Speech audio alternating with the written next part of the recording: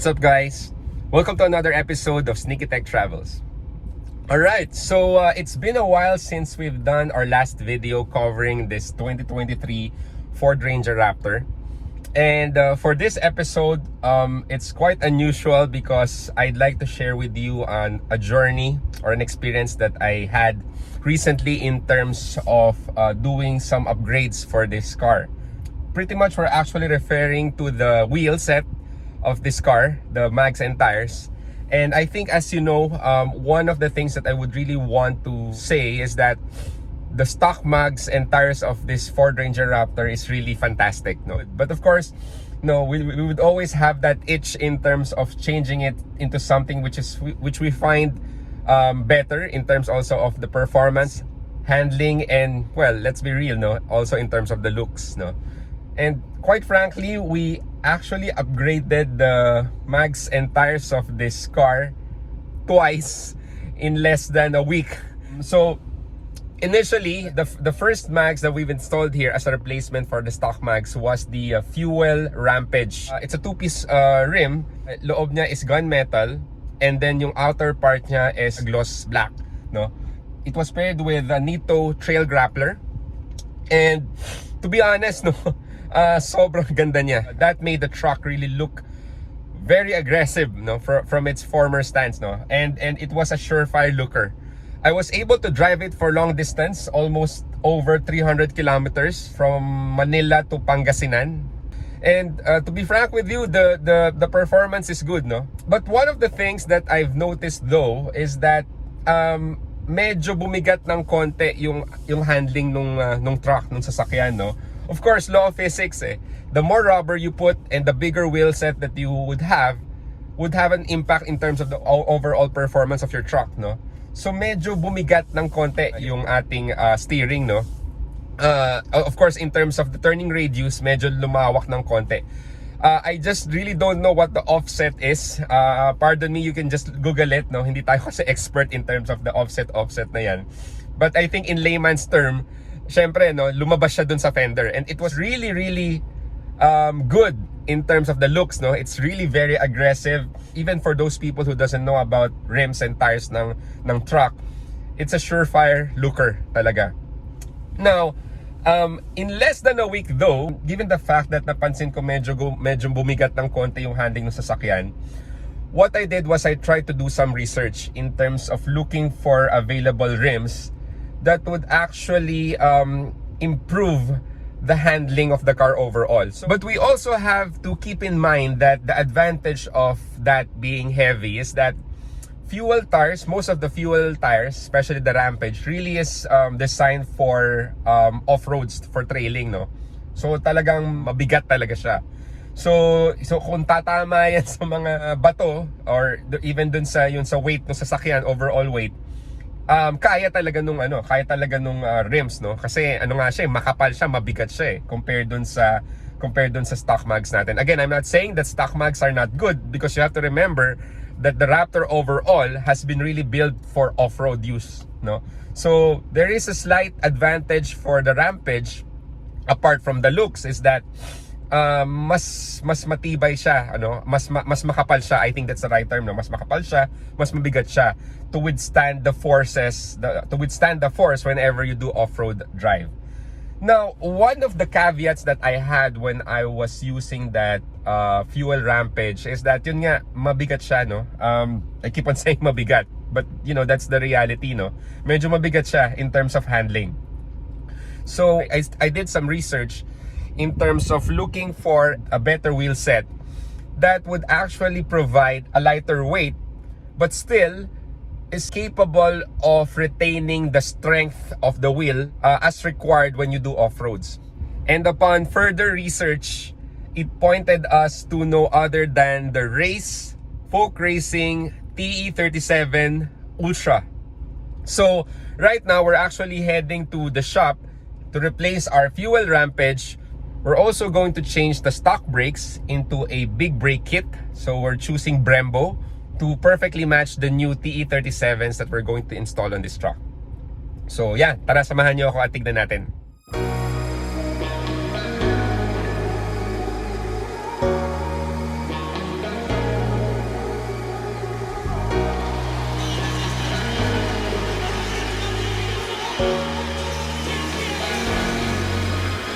Got enough of every melody, they all sound the same. Yeah. For my broken heart, no remedy, but maybe if you stay, we can get away with it.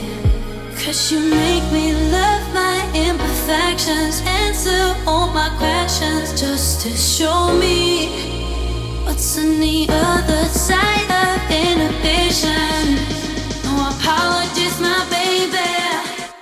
How do you do? Cause I'm feeling so good. Ooh. How do you do? Cause I'm feeling so good. Run free and dive into the sky. Hear the wind crying out its prayer. Why are we so ashamed to be alive? Break the chains and our freedom's ours to take.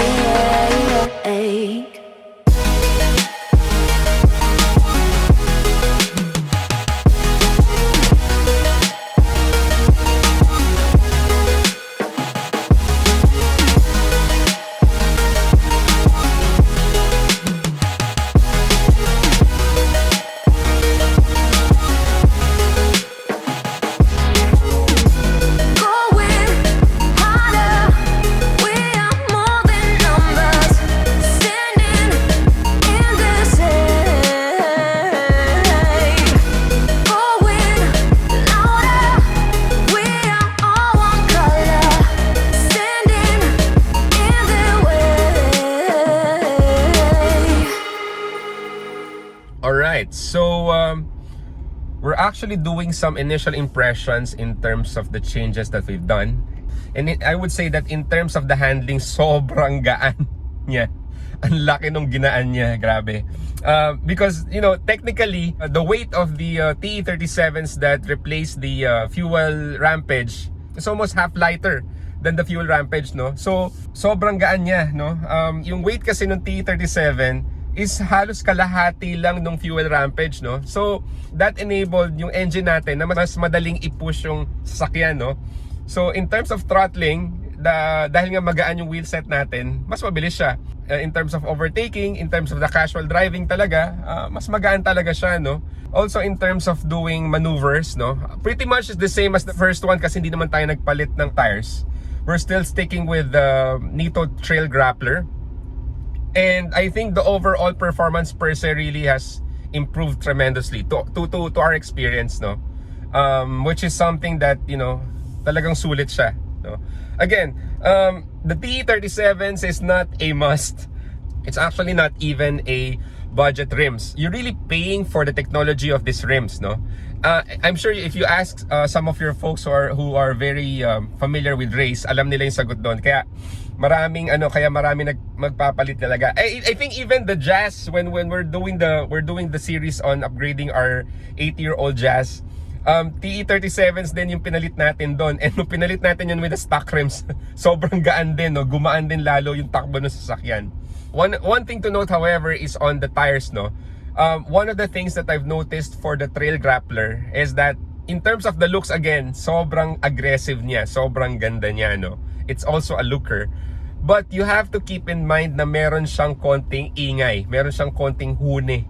Is it something that you can ignore? Honest take, no, if you're playing sounds, hindi masyado. Pero kung hinaan mo ng konti yung sounds mo, maririnig mo talaga siya. Or kung wala ka talagang sounds, maririnig mo talaga siya. If you got used to the quietness of the stock rubbers, I urge you to stick to all-terrain, no? So maraming all-terrain dyan na hindi maingay. Pero kung sanay ka naman dun sa ingay na yon, no, then that's perfectly fine. As a matter of fact, there are even some ultra mud terrain tires na mas maingay pa talaga dito sa ginagamit natin na Nitto Trail, no. So yun yung mga tipo na minsan pag nasa Skyway ka, pag may nakasabayan ka na naka extreme mud grappler, alam mo parating na yung sasakyan kasi kahit dun sa cabin mo, rinig mo siya na dumarating dahil may ingay talaga siya, no. And again, there's a purpose, no, because those tires are really designed towards off-trail. That's the caveat, no. Kapag ginamit mo siya sa paved roads, maingay siya. Pero pag ginamit mo siya sa mga rough roads that's where it really outshines, no? Nandun talaga yung grip niya and performance. So it's really a matter of choice, and it's really a matter of purpose in terms of choosing your replacement tires, no? In terms of the big brake kit, Brembo, well, I have to be honest, no? Hindi ko pa siya masyado nararamdaman yung difference niya. I think in terms of the braking power, ayan, tingnan natin mag-brake, no? Okay, medyo mabagalan tayo. I tried doing this test sa Skyway. There is a minute change. Siguro, I think over time mag-i-improve siya, no? Kasi ang pinila natin right now is yung harap pa lang, no? I'm not sure if it makes sense for us also to replace the back stock brakes with BKK Brembo. But baka lang kasi overkill, no? Tignan natin kung kailangan talaga siya. But I think overall, there's a slight improvement on the performance right now as of filming this video. And of course, again, let's be real, no? Aesthetically, sa looks, talagang iba, no? Iba. Again, like I said, is this a need or is this a want? I would say with as far as the big brakes is concerned, I would say it's really more of a want, no? If you're going to ask me, no, okay na yung stock brakes natin. Even if you change the wheel set, no, it would really perform. The stock brakes would really perform. But again, with as far as the performance of the TE37s, grabe. Sobrang gaan niya, sobrang okay talaga siya. I miss the looks of the fuel Rampage, but I don't miss yung bigat niya, no. The TE37s are also great looking, really, especially for those na nakakaintindi ng rims. Alam nila kung TE37 yung gamit mo, no, at alam din nila na iba yung performance nun. Now, one of the things that's worth noting though is that if you're on a TE37, again, like I said, hindi siya low cost rims. Hindi mo maiiwasan na alagaan siya. The design that we get for the wheelset is medyo glossy, no, and at that price point, minsan magdadalawang isip ka kung gusto mo talaga siyang i-trail. That's the downside of the TE37. Kasi if you're going to compare it with the fuel Rampage, no, kahit yung fuel Rampage mabigat siya, the way it was designed is hindi ka manghihinayang ipagbalagbagan yung rims, no. Kasi I'm not saying the fuel Rampage is cheap. It's also expensive, by the way. But how it's designed is that it can withstand the pressure of doing off-roads that will provide some impurities on your mag wheels, no? So ang ibig ko sabihin, tamaan man yan ng bato, magasgas man yan, okay lang. Kasi the way the fuel Rampage is designed, it was really designed to take the beating, no? So hindi masyadong kita yung tama sa kanya. Now, the downside of the TE37s or the Race or XTs for that matter, kasi VolkRacing or Race are also doing specifically mags for off-road. They have a specific line called the XT, no. Now, one of the things that you just have to remember is that minsan itong TE37s, dahil sobrang ganda niya at sobrang kinis niya, no, minsan manghihinayang kang gamitin sa off-road, no. And to the point na you have to think, no, if you're just going to do this as a daily driver and not going as an off-road, no, you might want to consider putting a ceramic coating on the mag wheels. Kasi pag sineramic coating mo yung fuel Rampage, hindi siya talaga bagay lagyan ng ceramic coating kasi it's really sturdy looking, no. But if you're going to use this TE37s na Ultra, para siyang for racing car kasi. So gusto mong i-maintain yung shine tsaka yung purity nung mag wheels, no. So again, what's the point here, no? If you're going to use the truck as a daily driver and you wanted to have that lightweight performance, the lightweight yet sturdy performance of a wheel set, I would recommend using the VolkRacing TE37s or the XTs or the line of Race, no, Race wheel set.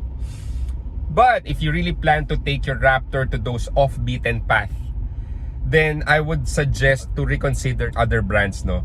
Again, I'm not saying that the VolkRacing or the Race cannot take off-beating, no. kaya nila yan for sure because of the technology and because of the rigidness. Ang sinasabi ko lang is minsan the downside is that sobrang ganda ng wheel set, parang nangihinayang ka na ibalagbag, no? So again, to each his own, no? Kanya-kanya yan, no? I've been seeing a lot of those people din sa doing off-roads na ang gamit din nila are the race wheel set, no? So yun lang. I would like to take this opportunity to thank everyone who's been subscribing to our channel. Maraming salamat. We've reached 4,000 subscribers, and that's despite the fact na minsan once in every 2 weeks or once in every 3 weeks or minsan once in every 3 months na tayo nakakapag-upload. And I really do hope that all the things that we try to share on this channel is something that's really helpful for you. Alright, so pretty much that's it. As always, I'd love to know your thoughts in the comment section down below. Please don't forget to like, share, and subscribe to our channel. Till next time, maraming salamat!